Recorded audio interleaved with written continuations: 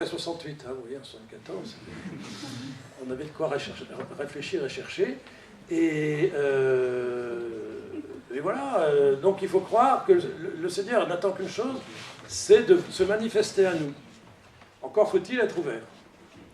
Et si on met tout ce qu'il faut pour l'empêcher, si on est toujours dispersé, si on n'est jamais dans le silence, bien entendu, il aura du mal. En tout cas, c'est quand même des mots pleins d'espérance que vous nous dites là pour rencontrer le Seigneur, Ben oui. sans faire de MI. Ben oui, merci beaucoup. N'attendez pas de faire une EMI. Okay.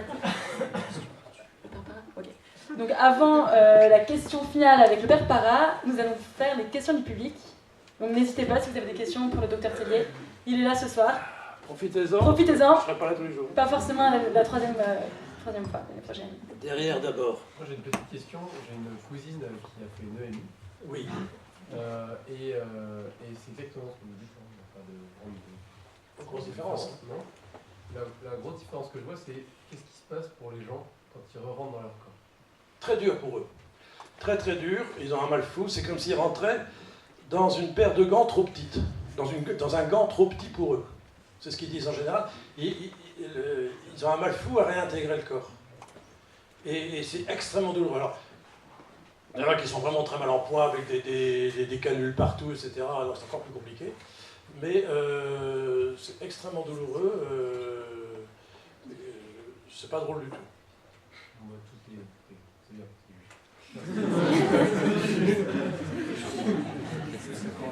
Alors, comment expliquer ça? Là, moi, je crois vraiment que c'est l'anthropologie chrétienne, et il y a qu'elle qui peut l'expliquer. Parce que la conscience, c'est très flou. Moi, je pense que c'est plus... vous savez, dans l'anthropologie chrétienne, on sait qu'on a un corps et une âme. Hein. Bon. Et que... au moment où on a... Vous savez, la mort, c'est pas instantané. Alors, je suis désolé de vous parler de la mort, hein, vous êtes jeune, donc je vais dire... Mais la mort, c'est un processus d'un passage. Et alors, donc ça ne se fait pas instantanément, parce que la mort, c'est la séparation de l'âme et du corps. Et bien, séparer l'âme et le corps, je peux vous dire que c'est un traumatisme terrible. Parce que l'âme est faite pour être avec le corps. Et donc, c'est vraiment un tsunami, quoi. Et ça ne se fait pas comme ça si facilement. Alors, il y a plusieurs étapes. La première, c'est la mort clinique. Bon, la mort clinique où le cœur s'arrête. Moi, j'ai souvenir, je vous raconte une petite histoire. J'étais chez l'évêque de Lourdes, là, dans son évêché, qui est en fait un magnifique palais. On était 15 médecins, des spécialistes et tout ça. On se réunissait pour le comité médical international de Lourdes. Arrive un bon chanoine, je crois 70 ans par là. Il prend un verre de vin d'apéritif, puis là, boum, tombe, boum, par terre, mort. Bah, tous les médecins qui étaient là ont mis la main en disant bah, il est mort. Hein. L'évêque était complètement affolé. Il dit ah, qu'est-ce qu'on fait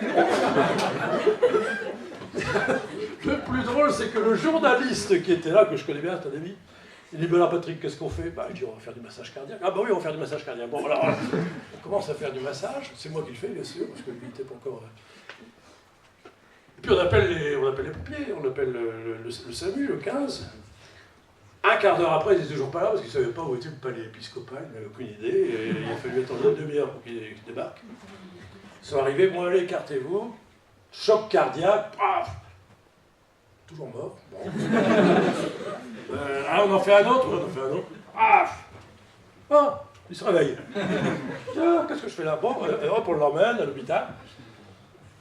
3 jours après, il est venu me dire merci. Il avait 3 côtes cassées. Hein. Bon, c'est le massage cardiaque. Alors, je lui dis, bon, j'espère que vous avez fait une expérience de mort imminente quand même, non? Qu'est-ce que c'est que ça? Non, on ne me souvient de rien. Il se souvenait de rien. De rien. Mais il n'avait aucune séquelle. Parce que le fait de faire un massage cardiaque, on renvoie du sang au cerveau, et donc son cerveau avait été tout le temps irrigué, donc il n'avait aucune séquelle. Mais il n'a pas fait d'expérience de mort imminente, c'est dommage. Bon, enfin, c'est comme ça. Ce que je lui ai dit, c'est que vous n'en aviez pas besoin. Vous connaissez déjà le Seigneur, donc on avait besoin de faire ça. Voilà. Mais tous les ans, il me remercie parce que quand même, il est toujours vivant. Donc, tout ça pour dire quoi? Vous êtes bien docteur. Oui, moi je suis médecin d'abord. Mais je parlais, on était parti sur autre chose là. Bah, c'était les questions du public, donc merci Maxime. C'est pour répondre à y a-t-il d'autres questions? Alors après, mademoiselle. Quand il y a des EMI, ça dure environ combien de temps On ne sait pas. La personne qui fait une EMI, ça peut se faire en 1 seconde, et elle peut avoir l'impression d'avoir vécu 1 année. Parce que quand ils font une EMI, ils sortent du temps. Donc ils savent. Et le corps, il reste... Alors le corps, bah, ça peut être un coma très court ou très long. Le docteur Ben Alexander, il a fait 8 jours de coma. Il y en a quelqu'un d'autre peut faire un arrêt cardiaque qui dure 3 minutes et revenir à la vie et avoir l'impression d'avoir une EMI qui a duré très longtemps. Et alors ce que je disais, oui, c'était par rapport à la mort. Vous avez la mort clinique, donc cardiovasculaire, mais aujourd'hui, c'est pas ça qui importe. On parle de la mort cérébrale, justement. Parce que vous savez que pour faire des prélèvements d'organes, il faut que les personnes soient vraiment mortes. Et en fait, on ne sait jamais quand elles sont mortes. Justement, parce qu'on commence à se poser des questions. Avant, on disait, bon, il n'y a plus de pouls, elle ne respire plus, elle est morte. Ben non, parce qu'il y en a qui sont revenus à la vie après, sans qu'on fasse rien. Donc, ah oui, ça a l'air de rien. Donc maintenant, il faut qu'il y ait 2 électroencéphalogrammes plats de 20 minutes à 3 heures d'intervalle. Ok. Donc vous voyez, bon. Mais ça, c'est la mort clinique encore, on reste encore dans la clinique. Mais après, il y a cette mort qu'on peut dire métaphysique ou ontologique, qui est la séparation de l'âme et du corps. Parce que, en effet, on sait dans notre anthropologie que l'âme est immortelle. Mais l'âme, c'est quoi? L'âme, c'est ce qui maintient le corps en vie. Hein, vous n'avez qu'une âme qui ne changera jamais. Par contre, vous avez plusieurs corps. Votre corps que vous avez aujourd'hui n'est pas le même que celui quand vous aviez 2 ans. Encore moins celui que vous aviez quand vous étiez dans le sein de votre mère. Et pas celui que vous aurez quand vous aurez 90 ans. Le corps, il change tout le temps, il est toujours renouvelé. Alors que l'âme, elle ne bouge pas. C'est votre âme. Et vous savez très bien que le bébé que vous étiez avant, c'est toujours vous. Et que plus tard, ce sera toujours vous. Donc il y a une constante là. Et c'est cette âme qui est immortelle et qui porte le corps, finalement. Ce n'est pas le corps qui porte l'âme, c'est l'âme qui porte le corps. Et en fait, il y a l'empreinte du corps dans l'âme, je dirais, de l'autre côté. Et donc l'âme, quand elle va se séparer du corps, et comme je vous l'ai dit, c'est un tsunami, elle va partir avec le corps imprégné en elle. Et nous, chrétiens, nous croyons que nous ressusciterons avec notre corps. Alors, ce ne sera plus le même, hein, on n'aura plus nos lunettes et nos... Non, on sera un corps glorieux, mais n'empêche. Hein. Et puis, donc, la dernière mort, c'est la mort biologique, c'est-à-dire qu'à partir du moment où l'âme n'est plus dans le corps, ben, le corps devient un cadavre, et puis il va se décomposer. Ça va, vous voyez la succession des choses. Donc, les EMI, c'est tout au début. Ça ne sera jamais après la mort ontologique ou métaphysique, c'est pas possible. Parce que là, il n'y a plus d'âme. Mais ça doit être au tout début, quand l'âme commence à prendre une certaine distance avec le corps, et puis, voilà. Et en fait, elle est toujours attachée au corps. Et elle revient. Parce que cette séparation, c'est pas quelque chose de naturel, je dirais. Je vois que ça vous laisse pensif. Y a-t-il d'autres questions suite à cela? Alors, est-ce qu'il y a d'autres questions? Ouais. Est-ce qu'il y a des personnes qui ont vu des animaux en faisant les EMI? Non. Non. Par exemple, l'animal de compagnie. Mais il a raison de poser la question. Je sais pas, par exemple, l'animal de compagnie ou quelque chose comme ça. L'animal de compagnie ou quelque chose comme ça qui sont Alors, perdus. non, mais il a raison. Parce que, est-ce que les animaux ont une âme? Lèvez les doigts ceux qui croient que les animaux ont une âme. Il n'y a pas grand monde qui croit que les animaux ont une âme. Je suis pas sûr. Mais bien sûr que les animaux ont une âme. S'ils n'avaient pas d'âme, ils ne pourraient pas vivre. Seulement leur âme n'est pas spirituelle. Parce que nous, on a une âme façonnée à l'image de Dieu. Et donc, on est capable de Dieu. C'est-à-dire qu'on est capable d'entrer en relation avec lui. On est capable d'avoir une relation spirituelle avec le Seigneur. Tandis que les animaux ne l'ont pas. Voilà la différence énorme. Alors bien sûr, c'est notre âme spirituelle qui part de l'autre côté. Donc voilà, les animaux ne font pas de EMI. Alors par contre, la question qui est toujours posée, j'ai encore eu un ami très cher que j'ai connu quand j'étais jeune et qui adore les animaux, qui m'a encore écrit une lettre de 4 pages en me disant « Mais on dit partout que les animaux vont pas au ciel, mais c'est affreux, c'est honteux, c'est pas normal. » Alors, il faudrait demander à un théologien la réponse, moi je ne l'ai pas. Mais bon, moi ce que je crois, alors je vais dire ce que je crois, mais je me trompe peut-être complètement, parce que moi aussi j'aime bien les animaux. C'est que je pense que les animaux de compagnie, peut-être, nous accompagneront. Parce qu'on les a aimés, qu'ils nous ont aimés. Il y a une relation, il y a eu une relation avec eux, qui à mon avis ne peut pas disparaître comme ça. On aime son animal, l'animal vous aime, enfin il y a une relation forte. Moi. J'ai un vieux chat de 15 ans qui est obèse. La dernière, j'ai reçu un Vietnamien, un prêtre vietnamien, il me dit « Quand est-ce qu'on le mange, votre chat ?»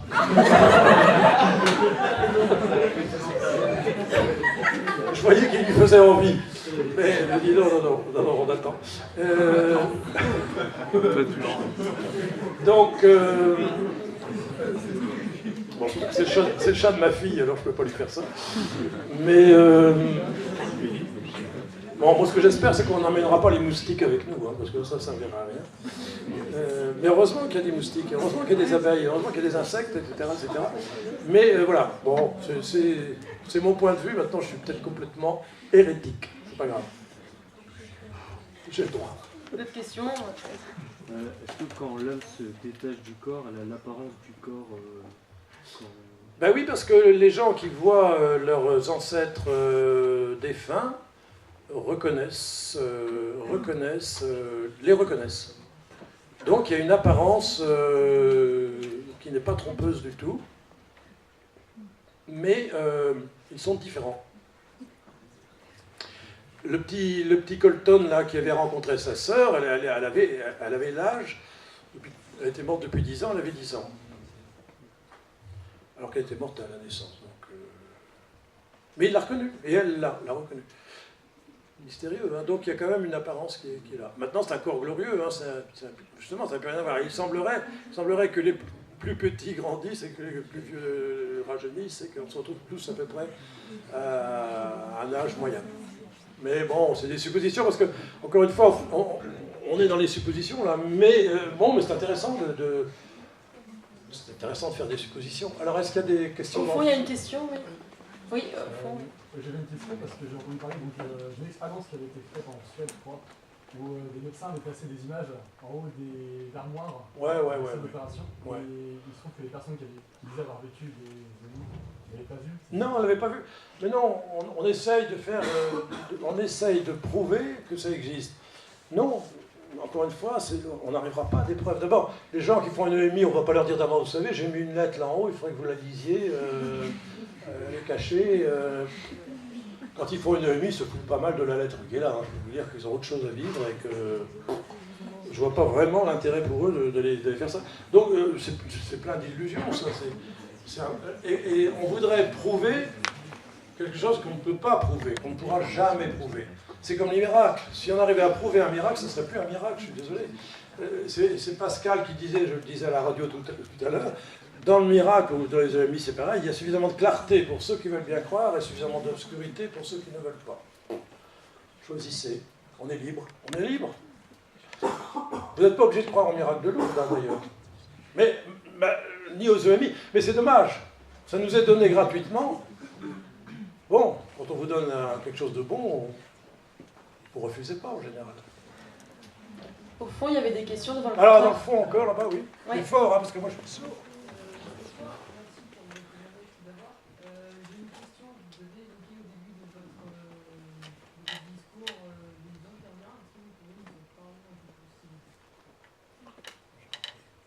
Les anges gardiens.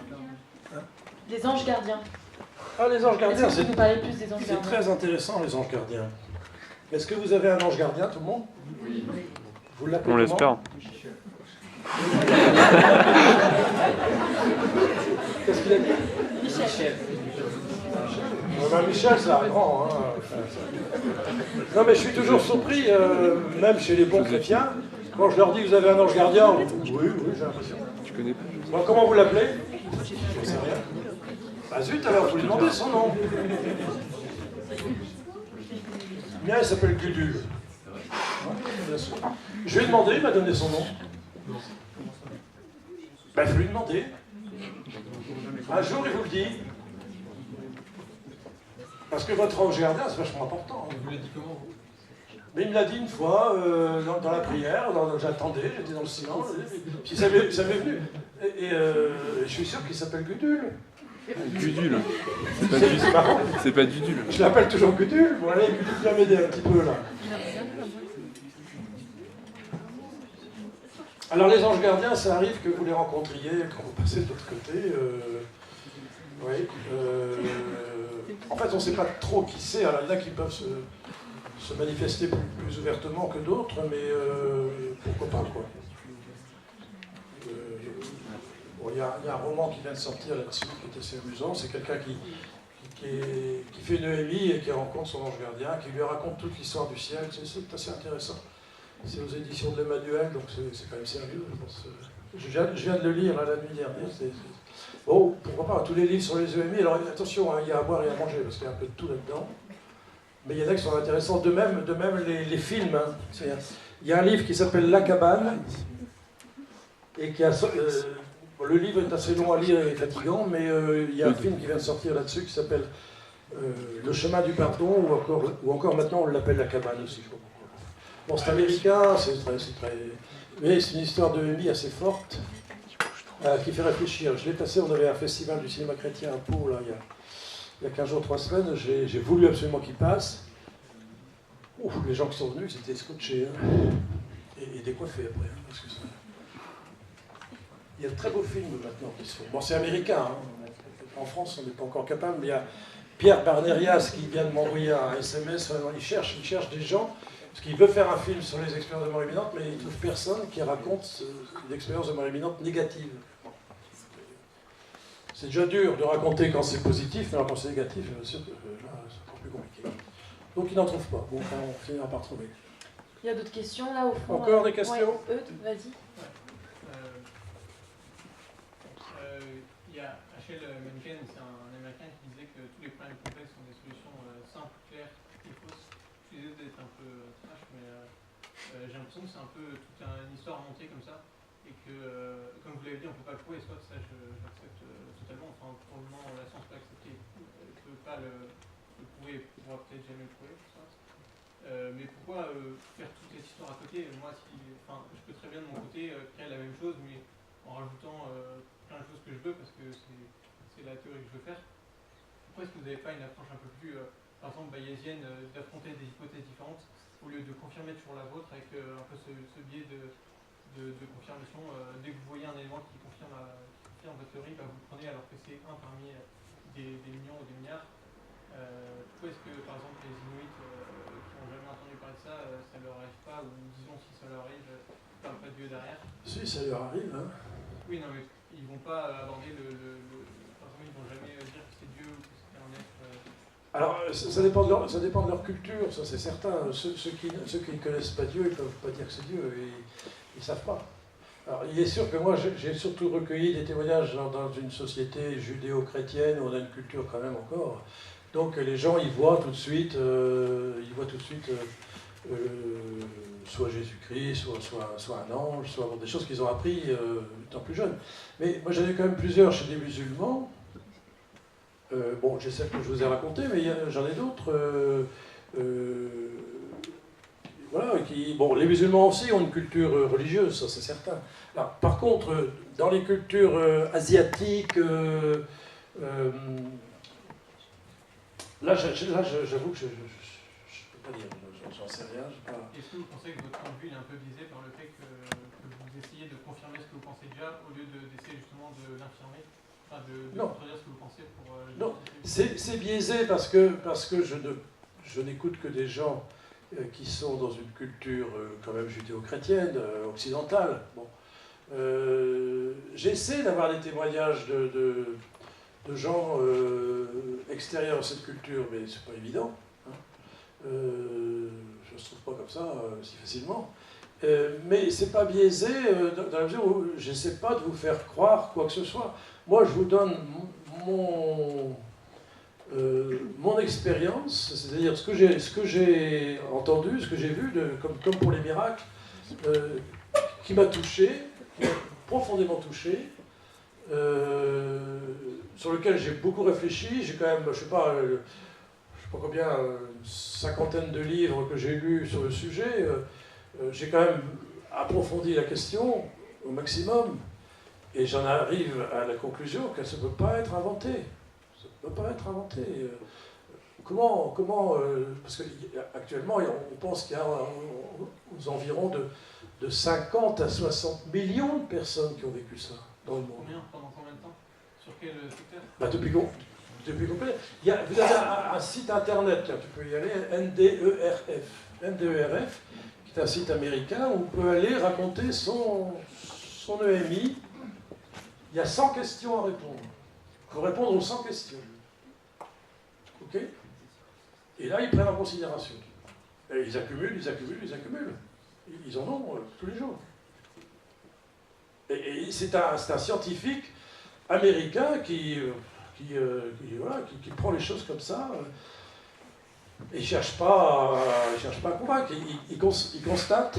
Moi, c'est pareil, je constate qu'on en a beaucoup, qu'on en a de plus en plus, que des gens sérieux comme Eben Alexander ou le docteur Moody ou le docteur Charbonnier, qui est un médecin réanimateur à Toulouse, que je connais aussi, ne peuvent qu'admettre que ça existe, et ils ne peuvent pas dire l'inverse, quoi. Trouver des arguments opposés, c'est très difficile, parce que en fait c'est devenu quelque chose qui est actuel, qui est fréquent, qui est difficile à récuser. Alors le problème, c'est qu'en effet on a